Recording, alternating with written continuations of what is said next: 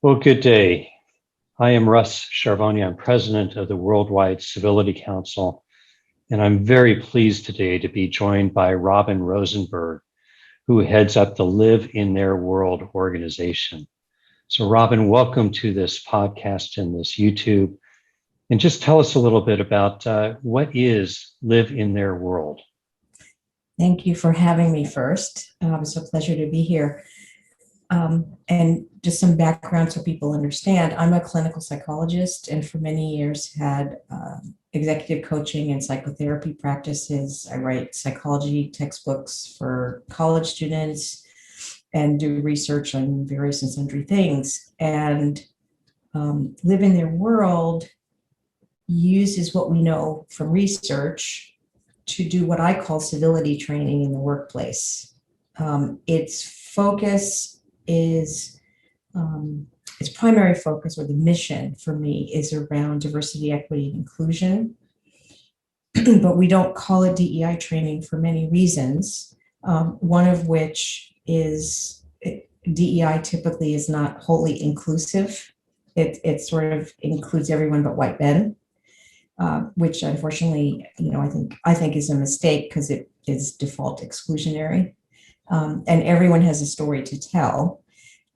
But the other reason is that people often don't know what civility training is, and so we want people coming with an open mind.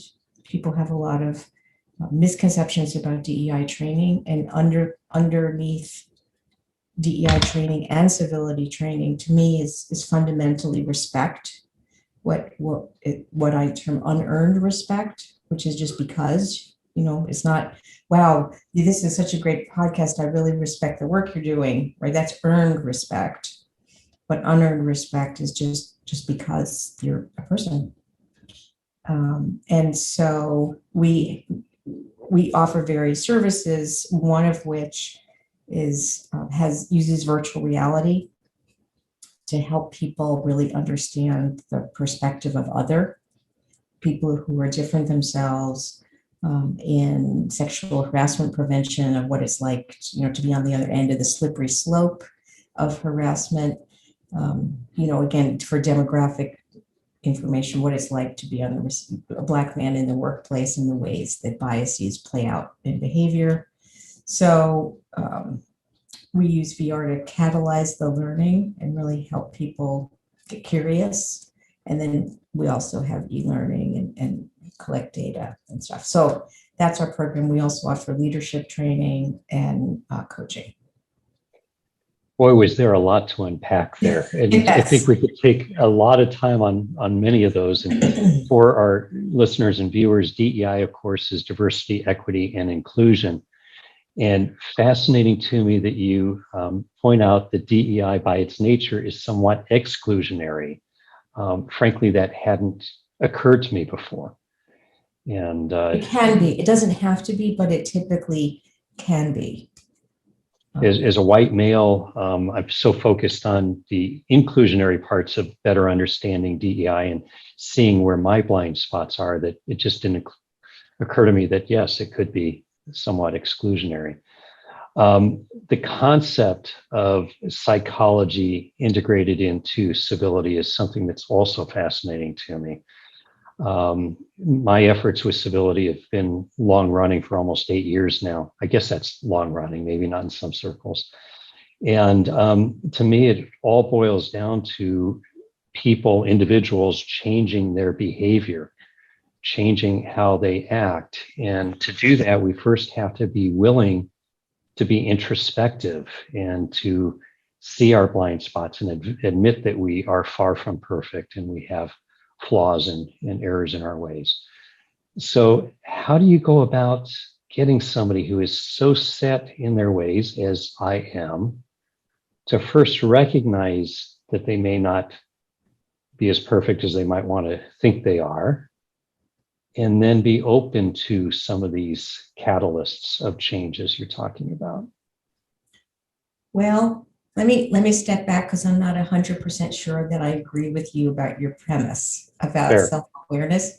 So I view inclusion, and I would really include civility under that, what we want is really to make that a habit, that these are really sets of behaviors that we want to be automatic, that there are some underlying principles, but we have enough specificity to understand how to apply those in a variety of different situations and how to modify them. Just like we learn that if you're driving a vehicle and you see a red light, you step on the brake, we also learn the circumstances under which you might not do that, or you might wait, or how quickly we have to learn how quickly do I step on the brake, given the distance from the next car or the crosswalk. And when you get a new car, you have to tweak that and you have to practice with that. So there is some fundamental awareness, right, but initially in the training of red light means I put my foot on the brake. But I'm not sure how much. I think you have to have motivation. I'm not sure you have to have awareness, if that distinction makes sense. First, I love that analogy, because when you said it, my first reaction is, well, in California, you gun it when you see the red light.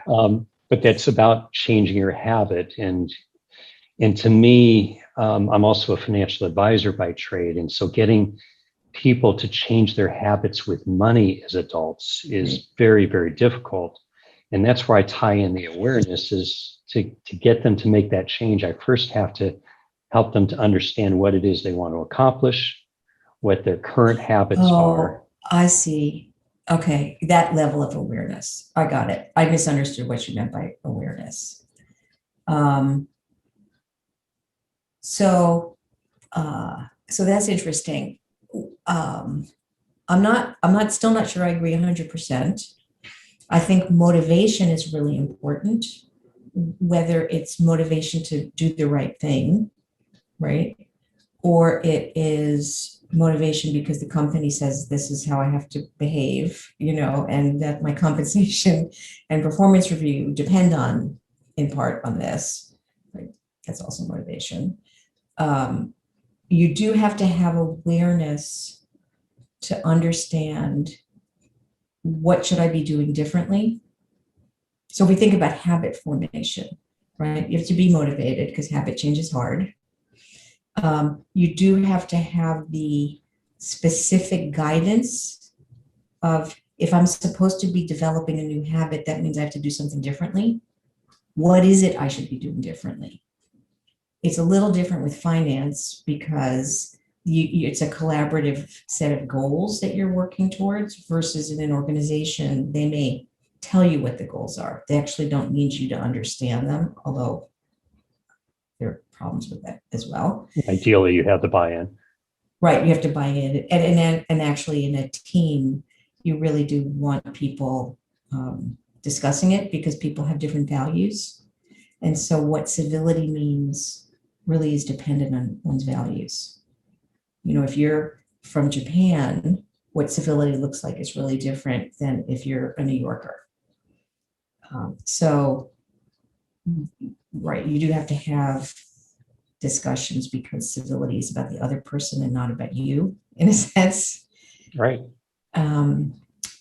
So yes, so you need the specific guidance of what should I be doing differently, and then you need help. You need infrastructure, if you will, reminding you and making it easier to remember and do it until it becomes automatic. The accountability, if you will. That helps. That's part of it. It's not, but it's also like, oh yeah, what am I supposed to do here? Right, in a team meeting, for instance, it's, in the old days, if we were all meeting in a room, it's a poster with, these are our team guidelines for civility, for instance, or inclusion, or, so you would see those, and those help you remember. It creates infrastructure. Accountability is part of that, but not all of that. Let's come back to the motivation part, because I think that's where a lot of problems get hung up. And I'm fond of telling folks, we don't need civility when the relationship is going swimmingly. We need it when it gets rocky. Yeah. And you can't start, in my opinion, to form those habits in that time of heat or crisis. Correct. You have to have those skills in that mindset well in advance.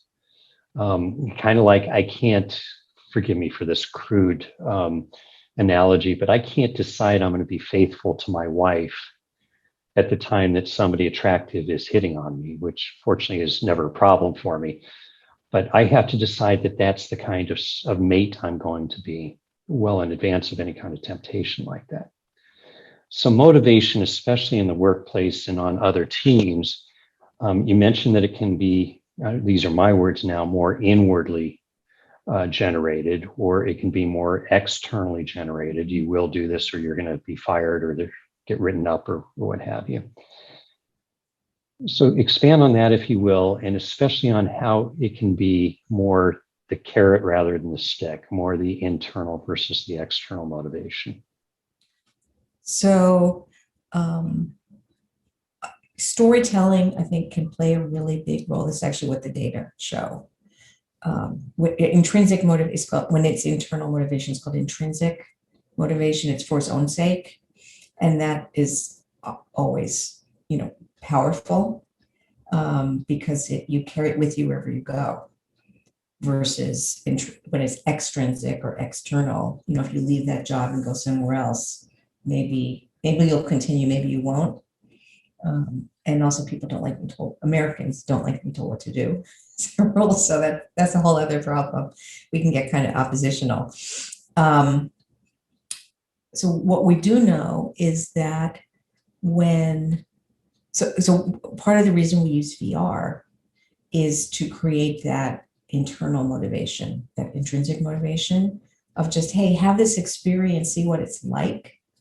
And so, being on the receiving end of disrespect pretty much feels bad, unless you really want to get angry, right? I mean, it feels bad. And I think some people have a harder time with what's called theory of mind, which is putting themselves in other people's shoes. So it is harder to figure out, what I said, doesn't feel good. Some people have a harder time, controlling their impulses. So when they're angry, they really do have a harder time. They may know what the right thing to do is. They may have the awareness, but have a much more challenging time restraining themselves from whatever their impulses of what to say or do.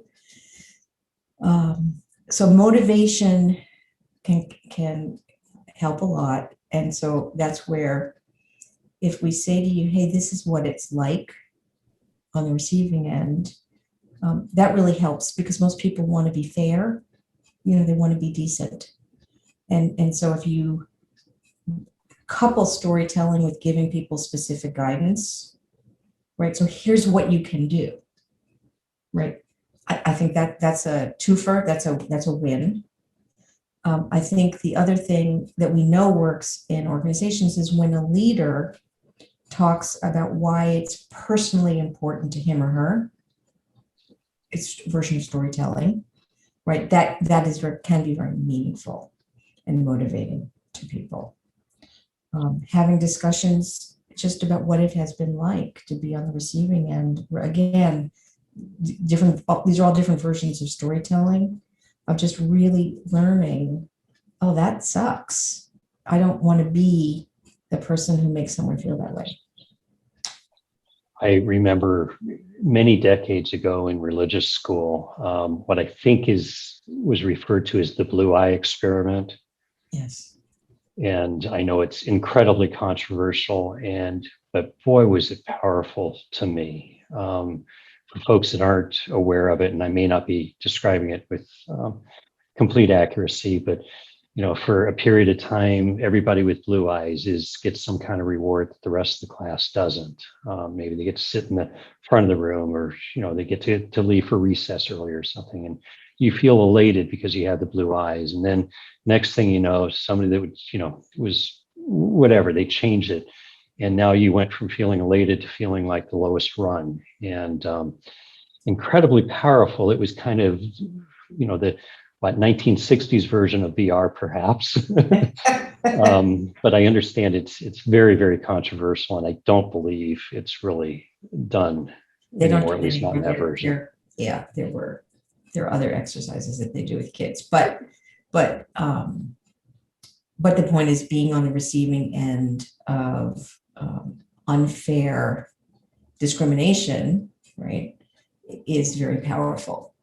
So that's, almost everyone has been disrespected. Again, people respond to that in different ways.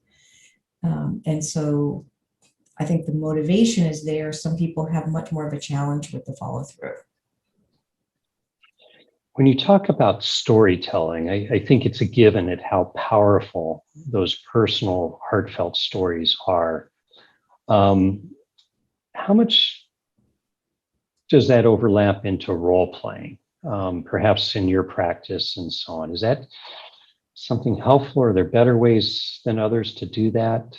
So I make a distinction between being in someone's shoes and being in their feet. So with role play or hearing about something, right? Hearing a story to a certain extent, but let's definitely do role play. What you're doing is being in someone's shoes. You're saying, I'm going to put myself in this person's position, but fundamentally you're responding as if you were in that situation, because you're limited in your knowledge of what it is to actually be in those feet. We simply cannot truly be in that person's position. Right. In VR, you can. And so you can be in their feet, because what happens with role play is you're not getting new information about the internal experience. What you're actually getting information is about your perspective of the internal experience, if that distinction makes sense. Completely, yes. But with VR, we can give you the actual person's internal experience. So that's why we use VR. It's much more powerful and informative, in fact. So, because we can't really know what people are thinking, what other people are thinking, we can only imagine, and we're bound by our background and knowledge. I need to see that in action. I'm trying to envision how that works. And it sounds to me like, because you just described the problems with role play, and they're always going to be clouded by our own biases. And if you can break through that and able to make somebody truly understand and able to be empathetic, I mean, that's a huge breakthrough. Right. I would think. Yeah. So, I mean, role play is good. Don't misunderstand me. It's even to be in their shoes is helpful if you haven't thought deeply about that. And especially to the extent that it's interactive, in the old days when we might see each other in person, you will discover things that you didn't know before, but it is still limited. Indeed. Fascinating. Our viewers and listeners may be wondering why we have yet to define the word civility. And I am going to ask you if you're willing to define it, although you somewhat have already. But before I do that, almost 8 years ago when we started this effort, we thought the first thing we ought to do is to define the word. Mm-hmm.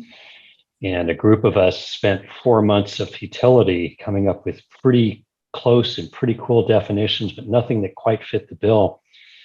And I finally did what I should have done at the outset, which is, of course, I should have Googled it. So I typed in the word civility into Wikipedia, the font of all knowledge, and it said, see incivility. Right. As of 7+ years ago, the word was not defined in Wikipedia. Isn't it interesting? And it struck me and my team that, no wonder we're struggling with it. It's one of those words that's easier to define what it is not than what it is. By the way, there is now a definition there, and it is a definition we put on there, thanks in large measure to Brandon Lippincott, who was the driving force behind it. But I've had folks tell me, well, civility is about applying the rules of etiquette and being polite and courteous and avoiding those difficult conversations. Hmm.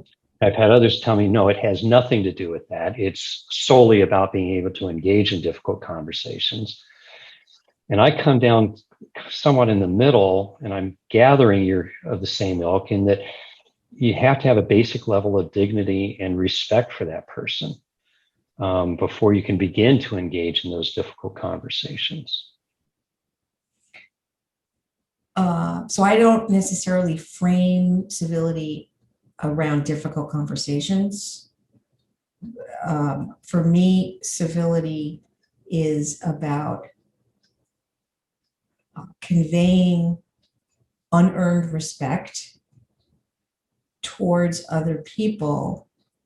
It is being polite and courteous. It's to the extent that you learn what that means to them, and then that influences your behavior. So it's a kind of an iterative process, and it's different for different people. So, if you're with someone who's Japanese, right, the whole issue of difficult conversations is going to be very different than with a New Yorker. And that's why I don't really, pin it around difficult conversations, because that's not really ultimately what it's about. Civility is, even when things are fine, right? I mean, someone can send you a really long email, and it's the civil thing is to respond more than simply thanks, right? Or yes or no, right? It's to really honor the work that they put into that and to let them know, wow, this is real. I'm so glad. Thank you for being so thoughtful about this. Yes, let's go ahead with this and appreciate, So it's not even about difficult conversations. It's just human intercourse with each other. And that's what I would like to believe is a common courtesy, although kind of like common knowledge and common intelligence, there may not be such thing. And it does depend on the culture to a great degree, as you well recognize. Right, culture and context. And that's where part of civility is really about being open to learning. And it's not really a one size fits all. Like, just to use this as an example, if you're white and you tell me something that's very involved and I say, oh, wow, you are so articulate about that, right? You may feel good. I gave you a compliment. If you were Black, right, that conveys a whole other level of meaning. My behavior is exactly the same. One is more than civil, right? It's impact. And so in another, it's disrespectful. So it's partly intent, but the iterative process is about impact. And that's where our inability to truly get into one's shoes is going to be a limiting factor. Correct. You got it. I would never say never, but it just wouldn't occur to me that saying, wow, that was really articulate, or you were really articulate, to a person of color could be seen as me talking down to them, or being surprised by it. And Right. try as I might, I just can't come from that perspective. And that's where the limits of empathy occur. And it takes me being willing to invest in understanding those relationships, understanding those people and developing those relationships. And that takes time. It's not always efficient. It's not the easier path. Right. Although, again, I would say that sometimes it's not that you're, quote, in a relationship with someone. These people could be someone you just met. So, and you may not ever see again, but they, said this thing at a meeting. So it's a way of life. Yes, it is, at its most basic level in relationship, because it's two people who are interacting in some way. But and the challenge, I think, around the inclusion issues are that you have to both keep in mind someone's membership in a demographic group, their demographic identity, or their intersectional demographic identity in some cases, so gender plus race, ethnicity, or age, just sort of two or more different demographic groups is intersectional. But also make sure to treat them as individual, because, all white people are not the same, all white men are not the same, so it's that tension between being mindful of their demographic identity, or our demographic identity, and not overly making assumptions. Which we all do. Yeah. So I want to unpack this a little further, and I think we could literally take hours and just talk on several subjects. I'm thoroughly enjoying this. One thing I want to get across, and then I'll ask a question. I think I talk about the concept of presuming decency in others. Mm-hmm. We are so quick to subconsciously size people up, judge people. Somebody walks through the door, we're making that instantaneous judgment of them. Right. And it's really hard for us to presume the person with whom we're coming in contact is a decent person, because the vast majority of the time, and you said this earlier, we will be right in that presumption. And occasionally we will be wrong. There are true jerks out there that don't deserve that presumption of decency, because they're just hell-bent on being an indecent person for whatever reason. Mm-hmm. But that's a reframing of our mindset. And that to me is a constant reminder I have to convince myself of, to remind myself of. Any tips on how to counter that I think has been ingrained in the human species for millennia? So, it's that old adage, trust but verify. Assume benign intent but verify. So can you tell me more about what you meant when you said X? Or I'm not sure I understand why that's funny. So it's asking questions. And none of us will ever get it 100% right, ever. And context matters. I have two different metaphors that I use around this issue. So one is Chutes and Ladders, or Snakes and Ladders. Remember that game? It's a total game of chance. Uh-huh. There's a board with 100 squares, in rows, and you work your way up, and there are ladders. If you land on a square, you go up a given number of rows. If you land on the slide or the chute, you go down a given number of rows.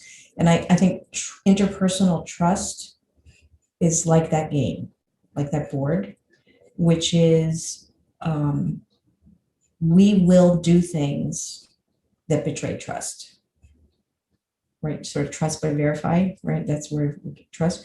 And so depending on the depth of the betrayal, we may go back a lot of rows or one row.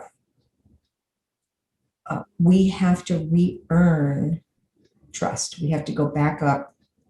We have to sort of acknowledge the betrayal, if you will, and make repair. You're speaking something that is so near and dear to my heart, and I love the analogy of chutes and ladders. That wouldn't occur to me, but in the Jewish religion, during the High Holy Days, Yom Kippur, the Day of Atonement, there's a key word, and that is teshuvah. And that, of course, means, in its most literal sense, as I interpret it, to return the relationship back to a healthy state is how I interpret that. And, you talk about repairing the relationship. I think so many of us have lost the art, if we ever had it, of how to truly apologize.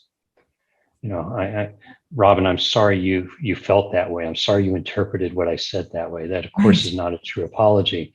Right. So we need to, in my mind, first own it when we mess up. I want to come back in some of the questions you ask about how to determine that, and hope that other people give you that same grace. But the true apology, and then figuring out what you need to do to repair that relationship. And that is really vulnerable to do that. Totally. The other metaphor that I have, or analogy, is a museum. So this is about trust again, which is that if you own a museum and there are really expensive, unique jewels, right? And they're in a special exhibit. So we think of a museum, there's a general admission and a special admission on top of that. And then the jewels are, under some weighted alarm system, under lucite, all that stuff in the special exhibit. If you don't know someone and you don't have a history of trust, you should not bring, so this is a little different than, trust but verify. You shouldn't actually bring them into the special exhibit room without a guard, without the lucite on top of the jewels, right? That people have to earn your trust. If our sort of deepest selves, our most vulnerable selves are the jewels, first let them into the museum, see how the general exhibit, see how they do, and so it's a similar concept to the rose of chutes and ladders, but the idea is people have to earn their way into deepening levels of trust. And they may get kicked out of one room and sort of have to go back out. And then that's re-earning back into the jewel room, if you will. Another great metaphor. I love it. I want to talk a bit about how political correctness and what I'm referring to or terming as the weaponization of civility comes into play. Because so much of what you and I have talked about so far is having that awareness of how our words and actions impact other people and so on. And I'm sure you've heard it, that the concept of civility just being thrown back as a weapon, and grow some thicker skin and so on and so forth. And that to me ties in with the whole concept of the entire concept of political correctness. Referring to a person as they wish to be referred to, in my mind, is one of those common courtesies. It's one of those necessities for a civil society. Mm-hmm. As we agree to stop at the red light and not pass a double yellow line and things along those lines. So I'd love to hear your take on that. So I guess my response to that is to talk about loss aversion. So there's a phenomenon that we know of, it's called loss aversion, which is our brains are more reactive to the threat of loss than the opportunity for gain. And I think for many people who weaponize civility, it is fundamentally about loss aversion. And this is actually part of the kind of the white man story that I think is not often told, that underrepresented people, and to some extent women of any color, well, to some extent white women, for sure women of any other background, demographic group, have for a long time had to watch what they say. We've kind of had to have a meta awareness and good restraint, if you will, and think twice, before we say or do something about its impact and the possible consequences. And there's this mental burden that happens, right, when you have to watch what you say. And I think for many people, particularly white men, who have never really felt a need to watch what they say, it is a loss of a certain kind of freedom. Absolute, and it actually is a loss of. It's not just a perception. I mean, it's not a perception. It is a loss, and the mental burden of having to think about what you say or change what you say to develop a new habit, right? Because habits have mental burden, is significant. I think the issue is that if you've never had to do it before, right, you acutely feel the burden of that. And I think for people who've done it all their lives, what's the, we know this. So now it's your turn. We've been doing this our whole lives. Not a lot of sympathy, right? Right. Yeah, you nailed it exactly. And again, being in the finance world, I completely embrace the loss aversion. I deal with that all the time with clients. So how do we get through to that? Well, I'm just going to be very specific here, that white male, older white male who is viewing it, and we could cite time and time again that he is feeling like his sensibility, who he is being yanked away from him. I have every right to speak my mind. I shouldn't have to couch things. How do we get through to that type of person? It's obviously not just the white older male. Right. I mean, other people will advocate a different approach. I mean, I actually really do advocate acknowledging the work, the mental burden, the loss. I mean, the loss is profound. I can only imagine it. Right. I can only do the shoes, not the feet. But I can imagine it. And I think it's important to acknowledge that. I think it's not often acknowledged.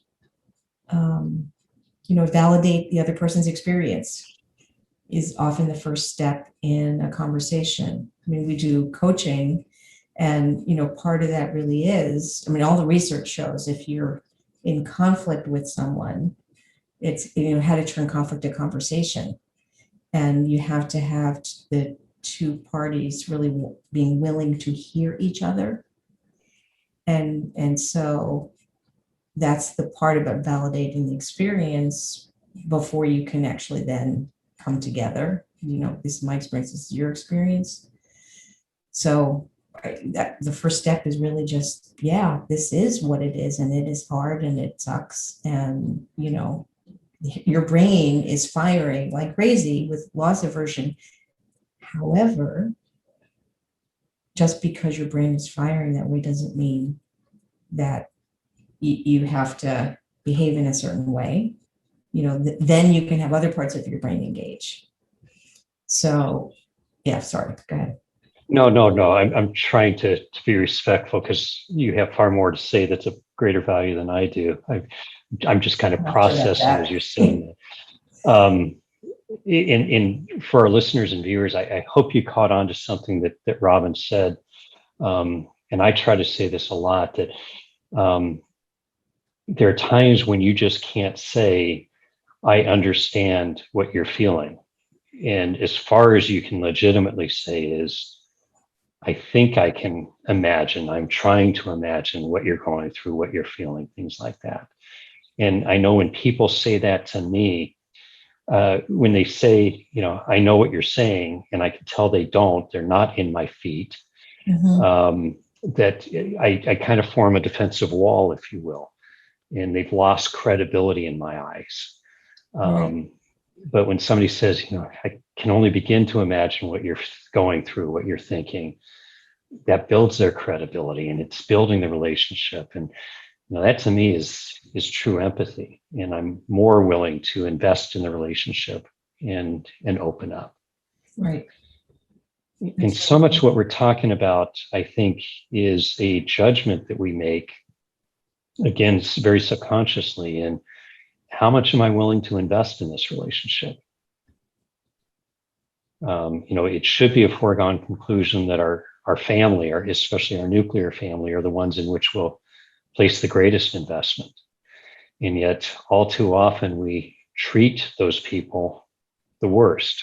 And it always baffles me as to why that is the case. And my simple understanding of it is because we are convinced it's an unflinching love and a safe place, if you will. There's a word I'm looking for that's not coming to me right now, but and that is contrary to how, in my mind, it should be. Those are the people that we give the greatest deference, the greatest support to. So love your take on that. I just branched off. Yeah, Chased and I that think rabbit. part of it is because we're also most mentally tired. So if we're being with our loved ones at the end of after the workday, we have been carrying whatever mental burdens we carry during the day of restraint, right? Being aware of the impact of our words on other people, and it takes a toll. I mean, that's a reality. It takes a toll. This is why kids can be fine at school and they kind of fall apart when they get home. It's really tiring. And so we may not have the cognitive capacity or the emotional capacity to be our best selves at home.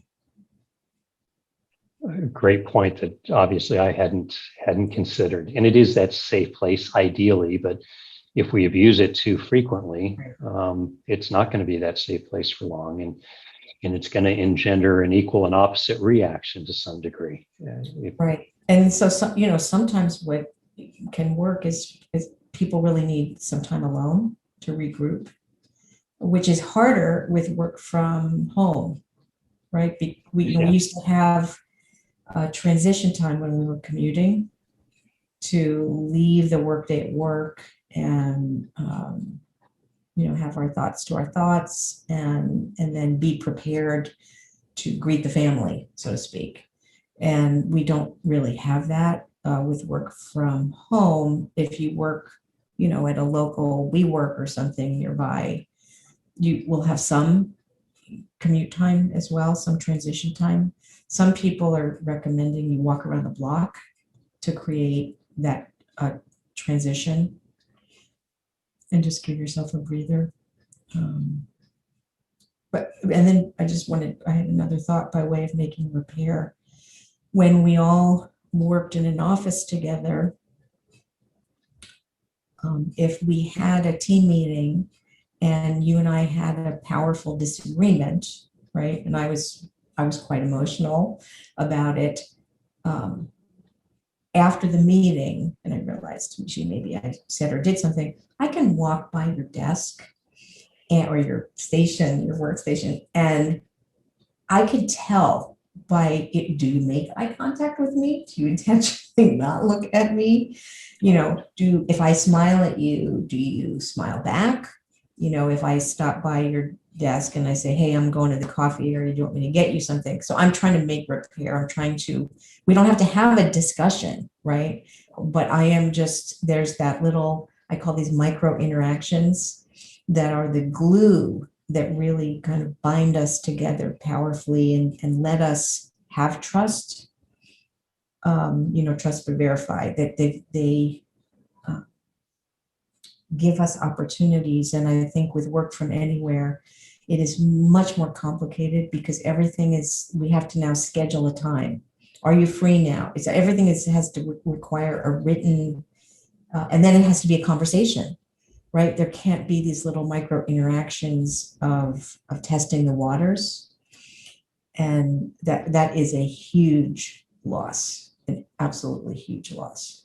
I couldn't agree more. And we're going to be paying the price for a long time as we, and especially our younger people, relearn how to be with people.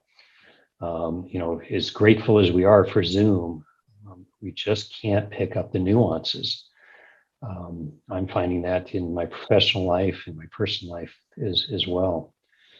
But we're gonna have to relearn how to be with one another. And many folks know that I'm a Freemason, and I many years ago, before the virtual world was so prevalent, I tried to see if Freemasonry could be practiced virtually. And I joined the Internet Lodge out of London, England. And after a few years of it, it just did nothing for me. And I left it. But I realized that what I was missing was being with somebody somebody that you know, and the throwaway line, of course, is, well, how are you? That, and they'd say routinely, patly, I'm fine. But when I'm with them, I can tell that they're really not, and put my arm around them and say, let's go talk. What's doing? And you can't do that virtually. You simply can't do that. You miss those nuances. And I miss that person putting their arm around me and saying, Russ, everything really okay? There's some times that I would have liked that entree, that opening, to be able to say, you know what, I'm struggling. Yeah. And instead you just barrel through it, and it takes its toll, as in your profession you see day in and day out, I'm certain. Yeah. Yeah. I mean, it's a huge loss. Yeah. There's nothing good to say about it. Interestingly, there are some companies that have tried to make collaboration better, right? Because that's one of the things in the workplace that's been challenging with work from anywhere. So companies like Sidekick or Tandem, and some of them have a separate device. It's like a phablet, right, that sits on your table and next to your computer, and it has a camera, and so you can have it set up to show you your team or whoever the relevant people are. And some of them are just a photo every minute or something, but you can just click on, like, you see them there, right? They're there with you, so you feel like you're not alone, you're with your team. And you can easily just click on it if you want to chat with them, to talk to them. So it's similar to a tap on the shoulder in that way. It isn't a big production. Yeah. And I haven't used it. I've imagined it. And, I think it's a really interesting idea. And as we're going to be having work from anywhere, their data are interesting, and they have recommendations about how many hours a day you want this, but it's interesting. I mean, I think it's an interesting solution to a real problem.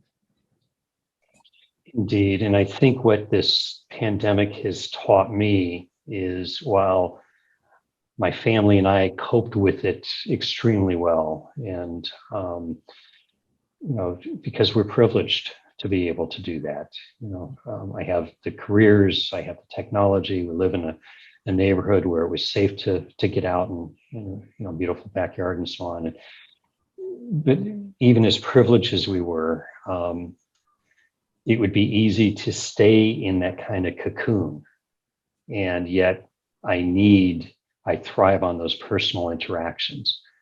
And now, as we hopefully, God willing, are coming out of this, I want to be able to, I want to rebuild those personal interactions.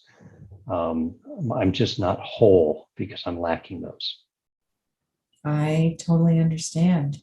It's a really different way of relating to people when you're doing it through a screen. It's not the same as someone putting, as you said, putting an arm around your shoulder and kind of huddling with you into creating an intimate space, and just asking how you are. Yeah.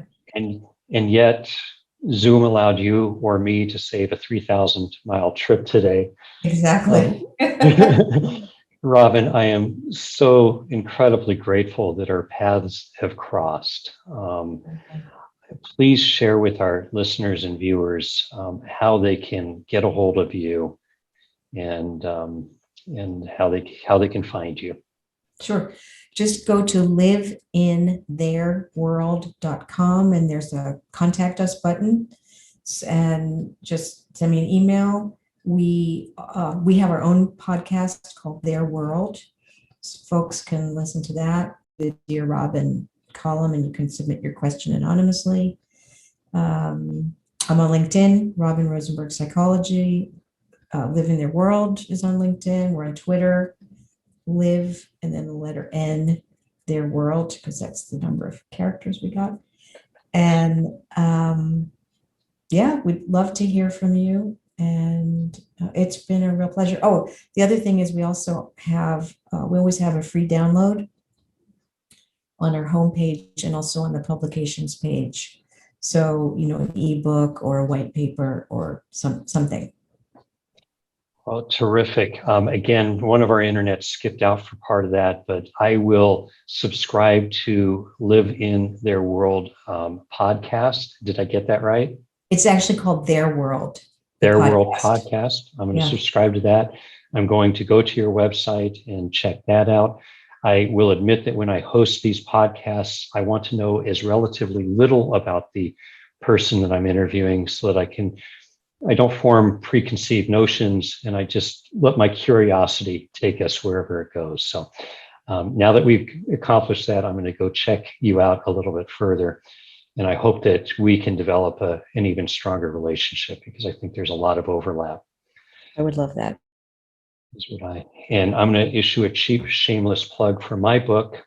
If you will go to civilitymosaic.com, civilitymosaic.com. Hopefully, this is early November. We're recording it. I hope the book is out within the next couple or few weeks. If it's after that, I hope you can actually order it. You can certainly pre-order it at this time. The subtitle is How Anyone Can Use the Principles of Freemasonry to Repair Our World. So civilitymosaic.com. Thank you for tuning in to another issue of our podcast from the Worldwide Civility Council. Robin, thank you again for not only this time, but who you are and all you're doing to repair our world. I wish you nothing but the best. My pleasure. And thank you so much for having me and reaching out. And I look forward to more conversations.